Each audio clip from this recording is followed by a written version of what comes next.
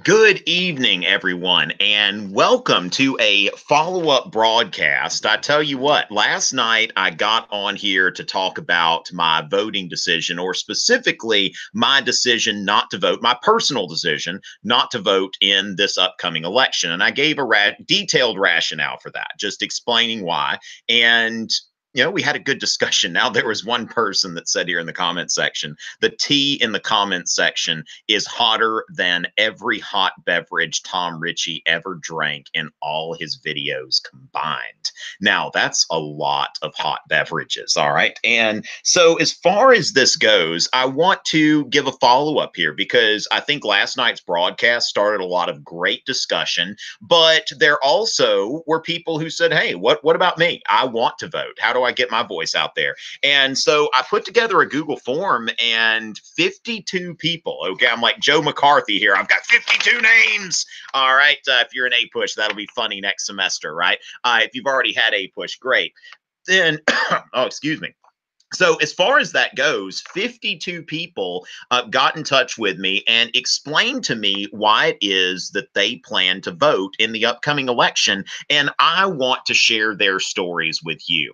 And so, of course, this will also be on the Tom Richey podcast. Remember that that is available on iTunes, Google Play, Spotify, and Podomatic. So, it's pretty easy to find the Tom Richey podcast no matter where you do this. Thank y'all for all of you who are here, and let's see, we've got a few people tuned in already. All right, excellent, excellent. And we see, do we need to get a shout out to Stewie? How many of Stewie's kids are here? That is such a great Logan Durham, former student alert. All right. Paul Stewie, I tell you, that guy deserves a shout out if anybody else does. Yes, thank you very much. Now, it says here, I'm sorry, I wasn't listening. But as far as that goes, I am listening, and I want to make sure that everybody's views get out there. And I think that people have a lot of beautiful reasons to vote. All right, so people are here, and that's awesome, and I'm glad to see y'all. All right, so let's go ahead and get started. The last time I spoke to you, I talked about my decision not to vote. And in the interval, I have listened to 52 people who follow me on social media who explain their voting decision. Because what I said in the previous broadcast about my personal decision not to vote was not about discouraging people from voting that want to vote. It wasn't about telling somebody that voting is worthless. I've voted in plenty of elections before. I will vote again. I just don't see a point for me as a South Carolinian voting in this election in particular. Now, if I lived in Georgia or Florida or Tennessee or Texas or Nevada or North Dakota, I might think differently. I would have to put a different decision here. But I didn't want anybody to feel guilty for not voting because I think that people have reasons for not voting. And a lot of people have very well thought out reasons. But a lot of people also have some very well thought out reasons for voting. And I think that those reasons need to go out there, especially on the eve of the election. And so let's go ahead, and people have self identified. Some people have been anonymous. I'm just going ahead and I will say whatever identifying information they gave me for the shout out. And I've got three categories of people. We've got some students who are old enough to vote, some students who are not old enough to vote, and then some teachers. And I think that that is about to that is something that the teachers, I think, make up about half of these. So I think that's great. So let's go ahead and begin. Now, Lewis. All right, this guy, Lewis D. G. Or I mean, I know Lewis. I've met Lewis personally. He's a great friend of mine, but he's got one of those names that I can't pronounce. D. Girolamo. Okay, I should have gotten that when I met him or something like that. But Lewis, a true patriot who is now at the College of New Jersey and has taken AP Euro. He's got some great Napoleon socks. I love this guy. And he says, quite simply, it's my civic duty. And so Lewis sees voting as an obligation. Of course, this is also the first election with which Lewis is old enough to vote. And so, Lewis, congratulations. And I applaud your decision to vote. And he will be a, I guess, longtime listener, first time voter. So thank you, Lewis, for getting in touch. Anna I, or is it Anna the First? Do we have royalty here, who is also a student old enough to vote? She says she's voting to try to vote an incumbent senator out of office and for the proposed amendments to change the state constitution. So there is one competitive election and one state constitutional amendment that she wants to vote on. And I think that's great. Mr. Gomez at Linwood High, I tell you what, love this guy on social media, Twitter, Instagram. At the founding of our country, I probably wouldn't have been able to vote. My right to vote was fought for with literal blood, sweat, and tears. For me to not vote would dishonor that sacrifice. In California, my vote influences very little, but I still vote because suffragium ergo sum. Okay, now whether suffragium is a Latin word or not, I don't know, but I love the reference to Descartes here. I vote, therefore I am. And that is, if you're familiar with Descartes, it's a great way to prove your existence that, hey, if I don't exist, then there's no way I'd be able to vote. And so if I vote, I must exist. Suffragium ergo sum. It almost sounds like one of those Harry Potter spells. Suffragium leviosum or whatever. Make something, make your vote fly or something like that. And Anonymous from the Citadel 16. Okay, class of 16, the Citadel, and glad to have people out here who are out serving their country and stuff like that. And so, a student old enough to vote, many times we take for granted just how aware we are of the news and local candidates, when for those in service and abroad, things are far more isolated by nature. I plan on voting this year because it should be the last time I'm aware of local, state, and district candidates for quite some time, as I'll be in training and later, hopefully, deployed. I obviously understand absentee voting, but I share your opinion that uninformed or easily swayed people on both sides should not vote. It makes the value of informed, well thought out votes mean more. On a related note, with the vitriolic nature of this midterm apparent, I'd like to make it clear that high school students that things were not always like this. Even in the late 2000s and early 2010s, when I was in high school, especially during midterms, this level of division is new and terrifying. And thank you very much, the Citadel graduate who is going to be serving your country. Much appreciation there. And this is a guy who's saying this may be the last time I really have an opportunity to cast an informed vote for a while. And I think that that's really important to remind young people because, last night I talked about, my own struggles and my own citizenship journey, if you want to call it that. And, to be reminded that, yes, there was a time in this country, and hopefully there will be a time again when people can be friendly and civil to each other, and there's not this whole war footing and feeling of crisis. And I think that that's for somebody slightly older than most of my audience to share this, I think is great. Thank you so much for putting that out there.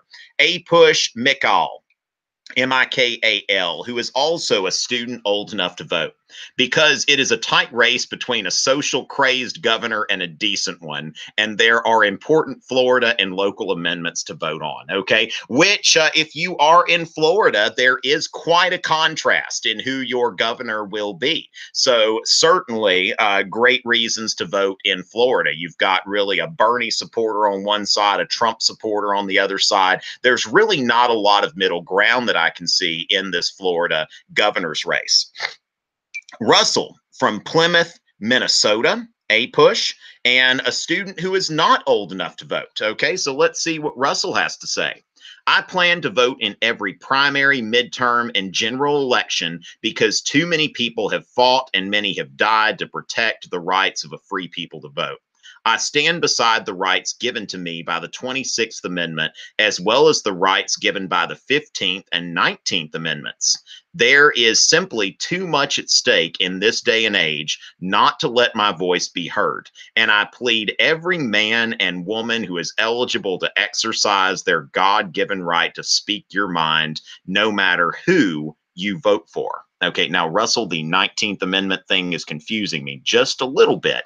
But at the same time, this actually makes me almost want to change my mind about voting. This is very passionate from a young person who is not yet old enough to vote. Oh, my goodness, Raul. Okay, so let me tell you a story here. Okay, so Raul Dish Panda, I met him over the summer. I went to the Bay Area, and what was this? This wasn't Pleasanton, California High School. Shout out to California High School. I forget exactly where this is, but I tell you, some great people around there. And I met Raul. I met Raul for lunch, and he gave me this miniature Taj Mahal. So if y'all ever see this on the video set, this comes from Raul, who is still not old enough to vote, but wants to explain to us why he would vote. And I think the people who built the Taj Mahal probably did not have the right to vote. I tell you, I wish there were a way I could put this down and it'd be on camera, but I don't know if that's going to work. So I'm just going to put it right back over here where I found it. And there we go. Okay. So, but yes,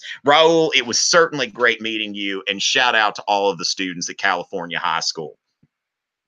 I would vote in the upcoming elections because I believe it is my civic duty to put whom I believe in to lead the country into a better world. I understand that my options are limited and that both sides of the aisle are prone to immorality and avarice. Great vocabulary there. But those that I believe would make the country a better place, I would vote for. I would urge everyone to do the same, even if the candidates aren't perfect, because you can't complain about something that you could have changed. I think that you can't complain about something not going your way the way you want to unless you have tried to make it happen. Every vote counts. And in this age of gerrymandering, your vote may not be worth much, but it could quite possibly make all the difference. All right. And thank you, Raul. And again, very nice meeting. I had a great conversation with the young people from California High School. So let's take a look here. Now, this is an anonymous dual credit history and government instructor. We've got a few teachers here. Among the rights, liberties, and other privileges we enjoy, every 2 years we become the spectacle and envy of the world with voting. So important was this practice that we've challenged and toppled regimes for better or worse in the name of democracy and freedoms, because our core ethos as a nation of well-intentioned folks believes in self-determination. When I consider each cycle as to whether I will vote, I remember what I've seen in countries without such liberties. I recall what I've read from revered men, greater and wiser than I'll ever be, writing about and fighting for each generation's ongoing struggles. I can't help but feel petty when I compare those experiences with my thoughts for not voting. So I do what our country has fought and continues to fight for, figuratively. At the end of the voting cycle, I hear stories of those who didn't vote, their regret, their apathy, their disdain. And I can't help but pray that those votes in are well-intentioned as those that did not show up to vote, because only by voting do we see what the country's future cares about. Otherwise, we become a society run by a mob of those who take the time to show up caring only about myopic issues important to a minority of the voting demographic. I'm reminded of several quotes and images, but I think a contemporary Forbes article sums up things well enough. God bless. God bless you too, dual credit history and government instructor. Now, if anybody wants to look up this article, it is at Forbes.com. If you look up Forbes, Cherish the Right to Vote, Amy Anderson is the author of this article. So I've just got it on paper in front of me. But Forbes.com, Amy Anderson, Cherish the Right to Vote. Stepan or anybody else that's in the chat right now, I think there's somebody impersonating President Trump in there. If you can find that article and maybe link that in the chat, that would be amazing. All right, and let's see. Caleb McCrary, A-Push teacher at Bastrop High School. I voted because I believe in the principles of limited government and constitutional conservatism. I want to elect leaders that reflect this sentiment. I believe Ted Cruz reflects the qualities I want in an elected representative. All right, and very good, and thank you. It's great, I think, when teachers who are off the clock are just completely honest about why they're voting, and I think that that honesty is going to do very well for our students. Nancy Kunzman, thank you so much. Nancy, I had the pleasure of meeting Nancy and her husband at, gosh, it was more than a decade ago, I believe, at the James Madison Montpelier, if I'm not mistaken. But we went to a summer institute together. Great memories of that. So thank you so much, Nancy, for contributing here. I'm voting primarily because voting is my civic duty, but also because the stakes are greater than almost any time in history. She's in Oklahoma. I think I may have mentioned that already. To one, protect the environment, and two, protect our democracy by voting to secure checks and balances. Isaac at WVU, I assume West Virginia University. It's my first election that I'm eligible to vote. I'm using this cycle as a way to learn how the process works, like researching. Let's see, the process works like researching candidates and issues so that I can learn to be a better informed voter in the future. I do believe that I have a pretty good handle on learning who to vote for, but I've never been able to do this before. And I come from a family that's not very political. So my main priority is becoming the best voter I can possibly be. Isaac, that really sounds great, okay? That you may not get it right your first time. I mean, I think back to my first time voting. My first election was the 2000 election, and I voted for George W. Bush, who promised he said he was against nation building and that we needed a foreign policy that was not as interventionist as Bill Clinton's foreign policy. Well, we see how that ended up. That I always tell students that when somebody's running for president, then if they say something about foreign policy, a lot of times just assume they're going to do the opposite and think about what would happen then. And so for me as a voter, that was kind of a letdown. But at the same time, sometimes you're going to be pleased with your vote afterwards, sometimes not. So, Isaac, best of luck to you casting your first vote tomorrow. Hope you do well. An anonymous teacher. I plan to vote because I view not voting as an act of surrender, not an act of rebellion. I am unhappy with the state of our state and the way that teachers are treated.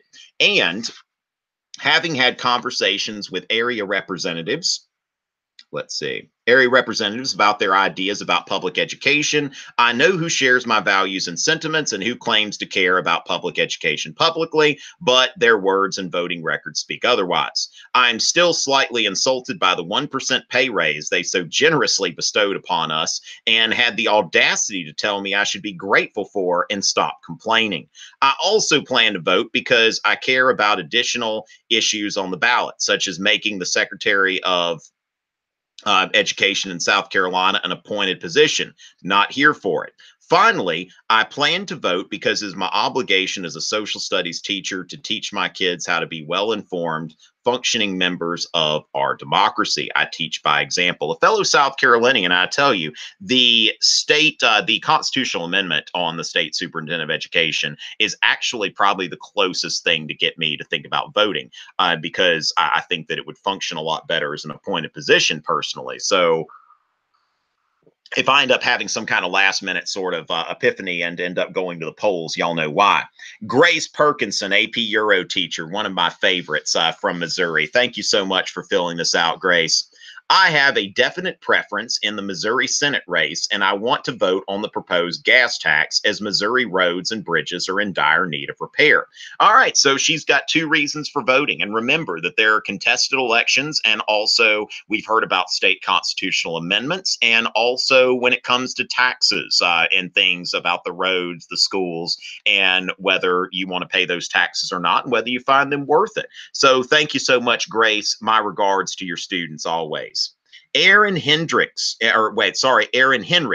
Oswego High School in Illinois, a teacher.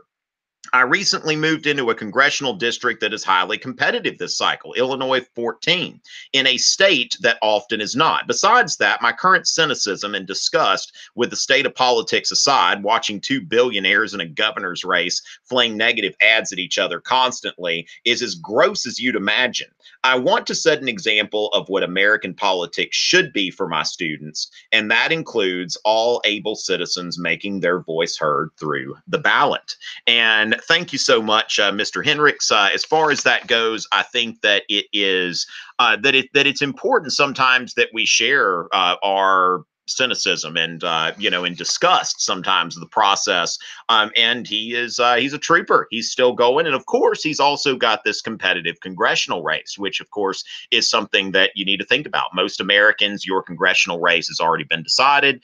Some are very competitive. And we've got Mike, a student who is old enough to vote.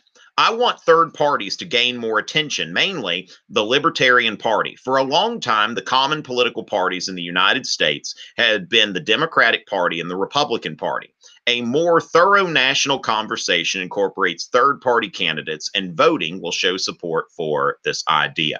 All right, Mike. Well, good luck with that. I certainly voted my share of third party candidates in my 20s, and I think it's a worthy venture. Now, of course, in AP government, we talk about why our system of government doesn't really encourage third parties, but it's definitely a good idea. I think that other voices in the conversation are definitely needed. Yasmin from Arizona State University, a student old enough to vote. The people in office right now are enabling Trump to pass his idiotic and inhuman policies, which is obviously not doing good for a lot of people. I want to fight for minorities and make sure we're all getting as close to equality as possible, not some weird concentration camps and detainment laws. All right. Well, Yasmin, that is a very passionate paragraph there, and go for it. Aiden, a student not old enough to vote. It's my civic duty, or it will be once he gets old enough. Now, then there's somebody that just identifies as 2021, a student not old enough to vote, and the reason why they would vote is simply to MAGA. All right, let's keep 2021 and Yasmin away from each other, right? And then we've got Jason McHenry, a teacher at Southampton High School in Virginia. As a teacher, I need to lead by example. I'm an educated and informed voter, and at the minimum, I want to cancel out those that are not. Now, that is a compelling reason to vote, because there are, just like it or not, there are going to be a lot of people casting ballots tomorrow that are not really going to be all that informed. So canceling out those votes, it's a good reason. Eric Cortez, one of my favorite people. I've actually met Eric, a teacher in New York City. All right. Really had a great time driving around in Brooklyn with this guy last year. I'm a Democrat living in a Republican-held congressional district, and I despise President Trump. I'm just doing my small part to try and flip the House and restore some checks and balances. And thank you, Eric, which also, Eric, at Polite Eric on Twitter, just a great example of somebody like, Eric and I have had great discussions about politics, and I've heard great discussions from him, about really how he conducts his class and just the open environment that he creates there for rational discussions about politics. So my regards to your students, Eric, and thank you so much. And also another person who's really known for his civility and this sort of thing, John Deaver at Mount Ararat High School, Topsham, Maine. Hopefully I pronounced everything correct, but John, a lot of respect for this guy. I mean, just a great model citizen here. The act of voting is a ritual, and like all rituals, it can be an empty gesture or an act rich with meaning and import. To me, the act of voting reminds me as an individual that the government exists to serve the people and not the other way around. What is more, the act of voting en masse is a powerful reminder to our leaders of this fact. While some can argue that the voices of lobbyists and wealthy donors will always overpower the voices of the people, if too many people refuse to participate in voting, these voices will be the only ones left. Better to be heard, however faintly, than to choose to be silent. And I tell you what, John Deaver has a gift with words. All right. And so my regards to you, John, and to your students. Dr. Mike Stacy, Beechwood High School, and his Doc's AP Euro class. Shout out to Doc's AP Euro class. I understand the theory of behind your decision, but we live in a, let's see, repressive democracy. I think that's supposed to be representative of democracy. And this was on a Google form, by the way, people. So yeah, but I think what he's saying, we live in a representative democracy, and I've always encouraged my students and teachers to vote as part of their civic duty. Therefore, I will vote on Tuesday. Plus, I'm superintendent, and there are board seats up for grabs. So I'll freely admit that I might have more riding on the outcome than the average citizen. On a side note, I appreciate all that you do for teachers and students. You have a very large impact on kids and their AP success. Congrats. And thank you, Mike, for that. And hopefully you have a friendly school board looking at you after this election. And then there is Joe Hunt, a teacher at Mingo Central High School. As a teacher in West Virginia, you can bet I voted in this election. I didn't stand out in the cold and be threatened with arrest for nothing. They had a teacher strike there, for those of you who are not in West Virginia sometime in the past year. We told our elected officials that we would remember in November who stood behind us and who stood in our way. Sterling Hamilton, actual student alert. Okay, so Sterling is not old enough to vote, but as a student at Seneca High School, and thank you, Sterling, for filling this out. With the current state of the Democratic Party, I feel the need to ensure that I am represented by someone who will protect my rights. I do agree that voting should not be an obligation. So Sterling, very soon will be voting. Maybe next time, Sterling. Excited to see you come up into the electorate. Susie at West Albany High School. Susie Kolyar, one of my favorite people that I've gone back and forth with. She is a student, not old enough to vote yet, but I can tell you this one will be voting in every election. Okay, Susie, this is just great. Great to hear from you. I wish I was just a few months older. Oh, you just missed it. So that I could participate in this election. But regardless, I'll give my opinion anyway.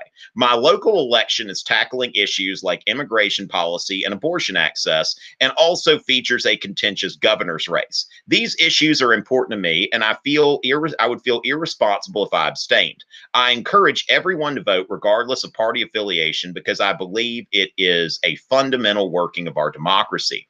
Because of this, I don't think there will ever be an election I choose not to participate in. Susie, always a pleasure and always appreciated. Shout out to Hester's AP Euro at Montour, hashtag Montour Proud at Hilltop Spartan, all one word. All right. And this is from a teacher. I have a hard time understanding why people don't vote. So many people don't have the freedom to vote. It's my country. I want my say. All right, and Hang Yin at the University of Wisconsin Whitewater, and he is a student old enough to vote.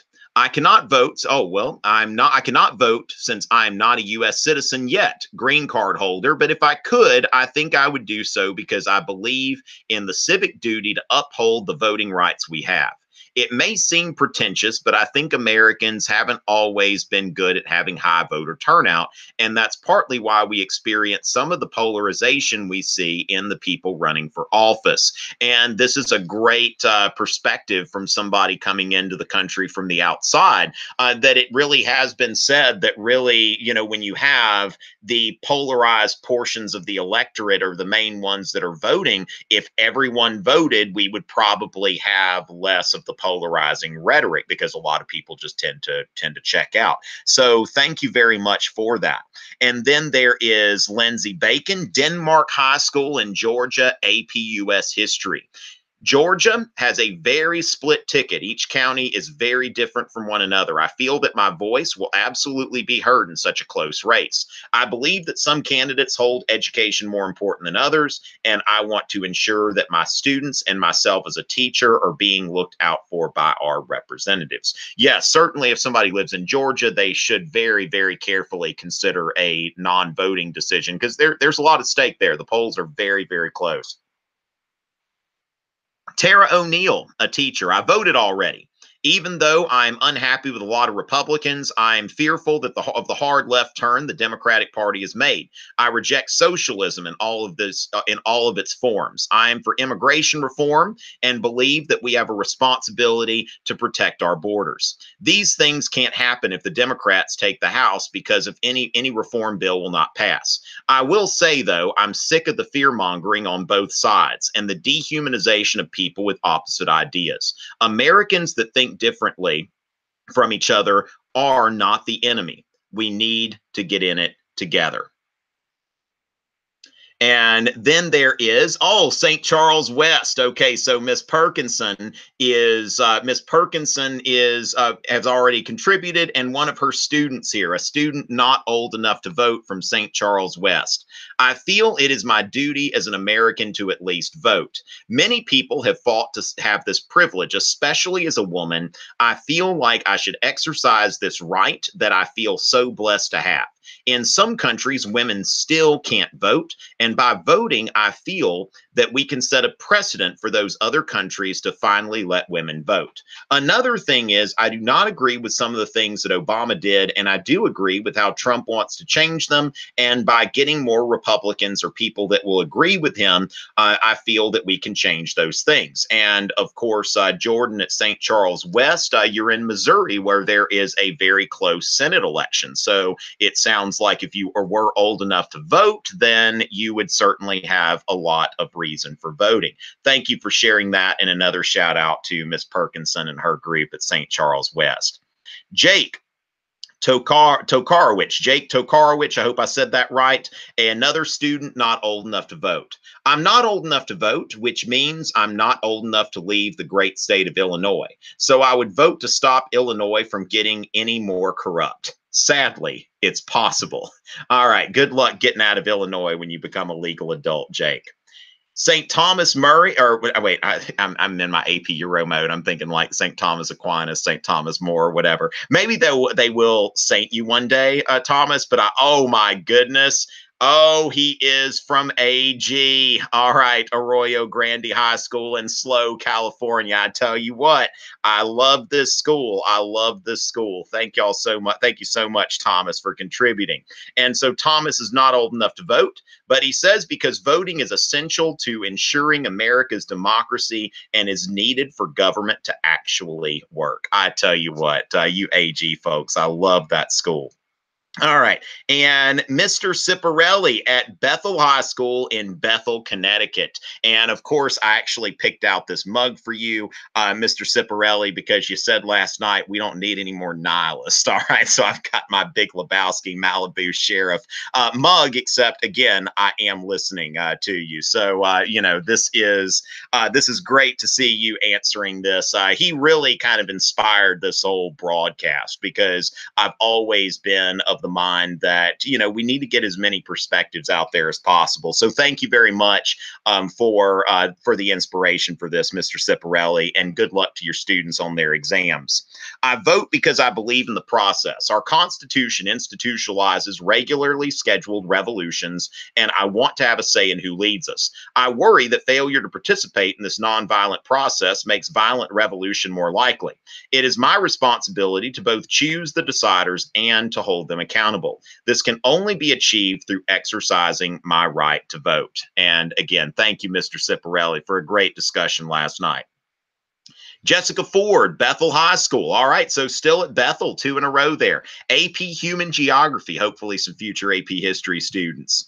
And she says here that I plan to vote tomorrow because apathy is a choice and one that I refuse to make. I will care, even when it upsets me to care so much, and I will have my voice heard so that I can hopefully be a part of the solution. Those who don't vote are part of the problem. And so again, Bethel High School, thank y'all very much for your contributions. And Gerald Hoskin, let's see, Elizabethtown Area High School government and economics teacher. I plan to vote because I want to be able to A, influence the political conversation in a civil manner through the use of my ballot, but also B, to practice what I preach to my government and econ students, that if you want to make a difference in your community, go out, educate yourself on the issues, and get involved. And shout out to all of the students at Elizabethtown Area High School. Brian Kurth, Appleton East, A push, exclamation mark, A push. And a teacher here, not voting sends a signal to government officials and the elite that the public, by and large, does not care and is not engaged. So government officials, in turn, feel more free to enact legislation and make changes that will favor the elite, corporations, special interest, or the wealthy. Because if the people are not voting and a politician wants to maintain or advance their position, they will be swayed to side with who? The people in general, special interest, or the wealthy elite will help them maintain or achieve their position. And that point's been made a few times by some of our teachers that, we can talk about all the influence that the special interests and the donors have, but at the same time, if people aren't voting, those people have more of a say, according to these perspectives that we've brought out this evening. And I've got a couple more pages left. I tell you what, this has really been great. And thank you so much for the 52 people who have submitted their rationales for voting. This is really, really beautiful here. And Carrie Bartlett, Miss Bartlett, a teacher at Long Beach High School. Okay, shout out to the students there. I plan to vote because I want my own children to know how important it is as an American, and because I found two candidates in particular that I want to support. There aren't often many candidates from my side of the spectrum in Mississippi to get riled up about. All right, so yes, Miss Bartlett, thank you so much, and shout out to your students. Dylan Black, I recognize you from Twitter, a student not old enough to vote. I would plan to vote because I want to voice my opinion as an American, and I'm proud and grateful to have the right to vote, since it's an incredibly powerful right that I think we take for granted. Elizabeth at Stanford University, class of 2022, who is old enough to vote. Under the current administration, I'm genuinely afraid that our country is heading on a path of regression. Regardless of issues I support or oppose, voting, especially in the midterms, gives me the best opportunity possible to take action for the issues I care about and to protect the rights of the people. After a string of mass shootings last year, I realized that the voice of the student, while often thoughtful, topical, and pertinent to our country's national opinion, was often buried under an onslaught of opinions that youth shouldn't be able to have a significant impact on legislation. I disagree. Intending to make that impact, voting is my best chance at equalizing the voice of the student, of the educated youth that can help this nation move forward and progress. And Elizabeth, congratulations for voting in your first election. Mr. George, I tell you, somebody well known to me on Twitter, Instagram, Snapchat, all of those places. Mr. George from Clinton High School in Michigan. And it looks like Michigan and Clemson might have a chance at making it to the college football playoffs. So we'll see if that happens.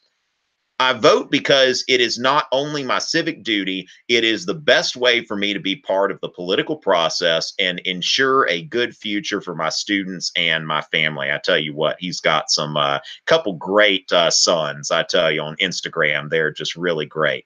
And then we've got Lily at the University of Rochester, a student who is old enough to vote.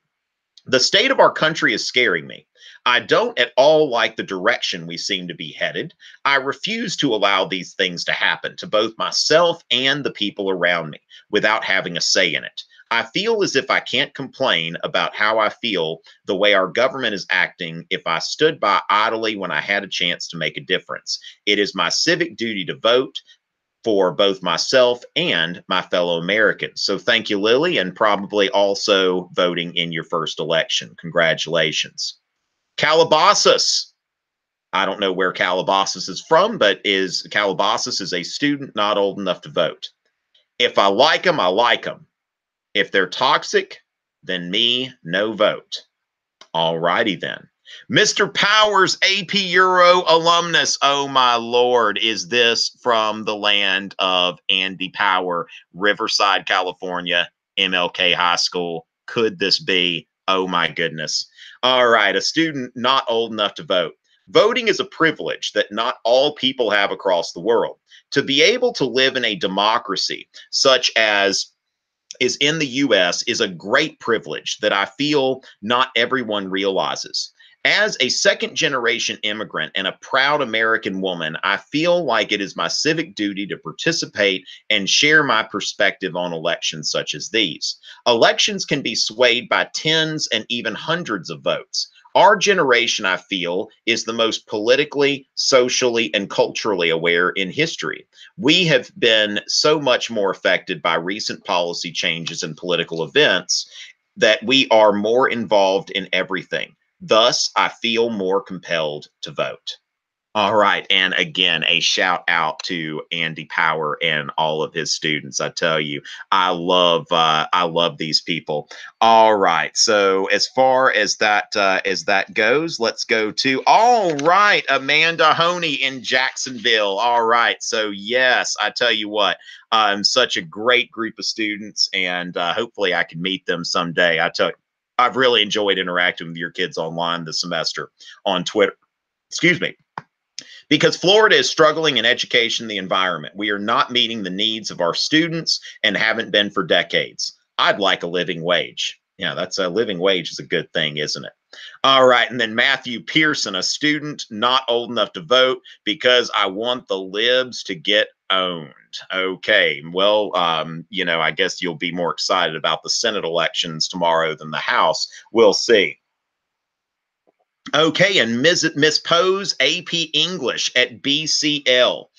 So she is a teacher here in Los Angeles, California. We have a lot of issues that affect the everyday lives of not just Angelenos, but all Californians on the ballot. We need ideas, critical thinking, and solutions to these issues. So even though LA and California tend to vote for one particular party, and my vote is definitely against the grain, I feel that my vote will be representative of a festering demographic that, at the very least, wants to say, let's talk. Okay, and we've heard from a few people in California and a few people that are saying that their vote is kind of technically futile, but they're casting it anyway. I think that there's something to be admired in that. Beth Williams, a teacher at Midway High School in Waco, Texas, has a few reasons here. One, it is the easiest way to engage politically. Two, because I set an example for my daughters and students. Three, because women were tortured and institutionalized for trying to win the right to vote. To opt out of exercising this right is disrespectful to the legacy of this fight. Because people all over the country are being disenfranchised in a power play by one of the parties. I will not opt out of voting when other Americans are being denied their rights. Five, because I teach political engagement every day. See number one. Six, I am woke as heck. Okay, everybody, ladies and gentlemen, Beth Williams is woke as heck. I feel like heck is a substitute word there, but teachers have to be pretty good with that. And I'm on the home stretch, ladies and gentlemen. I started Joe McCarthy style. I had 52 names on paper, and I am almost finished. This has really been an honor to share y'all's stories as I go into the home stretch. Mr. Peterson, Nauset Middle School, a teacher.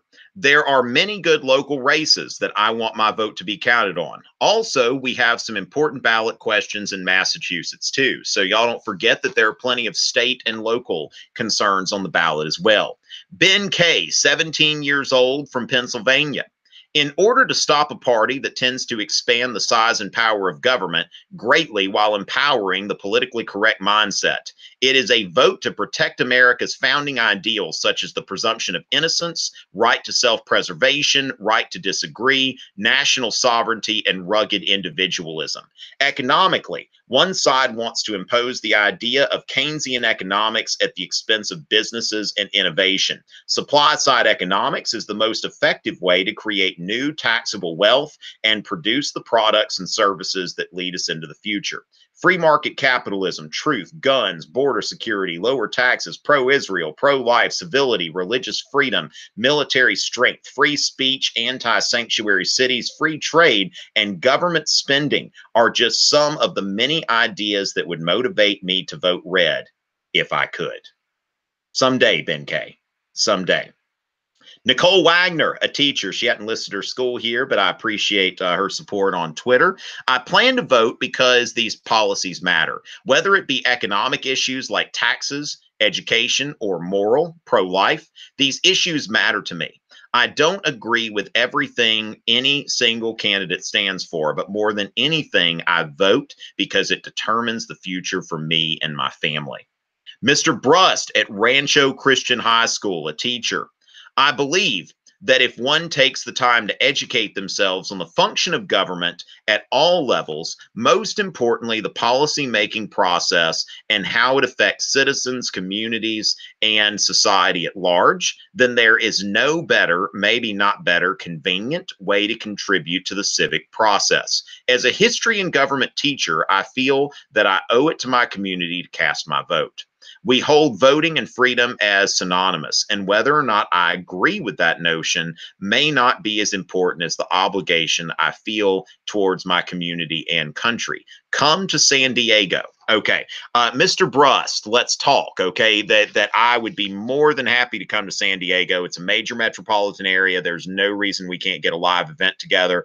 That could be profitable. Okay, because I am going to have to give up a weekend, fly, all that kind of stuff. Bring a little money back to my family that hasn't seen me all weekend. But I definitely San Diego would be very, very doable. So let's talk. UT Tyler, University Academy at Tyler, a student not old enough to vote. I strongly believe that voting is not a privilege. I see it as an obligation as a citizen over the age of 18. I also feel that if you don't vote to make your voice heard, you have no place to complain because you didn't exercise your views and opinions by voting. Definitely a common thing that people say. Now, of course, I don't know if I necessarily personally buy into that, but I think that it's certainly a common mindset. Now, I tell you what, this 52 counterpoints here, and I think that it's extremely important. Really, last night when I broadcasted and talked about my own struggles with citizenship and with the political culture and with whether or not to vote, these people here, I tell you, it's really, really compelling. And I almost find myself in this moment just thinking in terms of, maybe they've given some good reasons. I don't know. Okay. But for me, I'm very much wondering, and it's been a pretty incredible journey just this past 24 hours, and just seeing the outpouring of love for our nation's democratic Republican institutions. And it's been very, very touching. And thank y'all for giving me the opportunity, these 52 people that I have told your stories. And this was completely uncensored. I did not edit a word. There was nobody's submission that was not read in its entirety. And I think that that is what is important, whether people are voting or not, that in our country, there is just a lot of times a refusal to listen. And I think that these people, these 52 people that have given us all the opportunity to listen, thank y'all so much. And remember, ladies and gentlemen, if you are able to vote, if you feel led to vote, if you feel that there's a reason for it, and certainly we've gotten 52 great reasons, go out tomorrow and vote. And if you're not old enough to vote, certainly there will be somebody that will let you hold a sign or something like that. If you're under 18, don't let yourself be held back if you're passionate about the process. As for me, I have a little bit of thinking to do after tonight. So thank y'all very much. And we have had a great conversation about voting and citizenship. And I plan to broadcast again tomorrow at 6 p.m., a little bit before the polls close and we start seeing all kinds of, everybody's going to be turning into the news and all of that. So I will be getting together with some other educational YouTubers for what I think I'm going to call e-lecture day instead of election day. But again, thank y'all very much. And thank you for the ability to tell your stories. And thank you for those of you who tuned in. It is always a pleasure.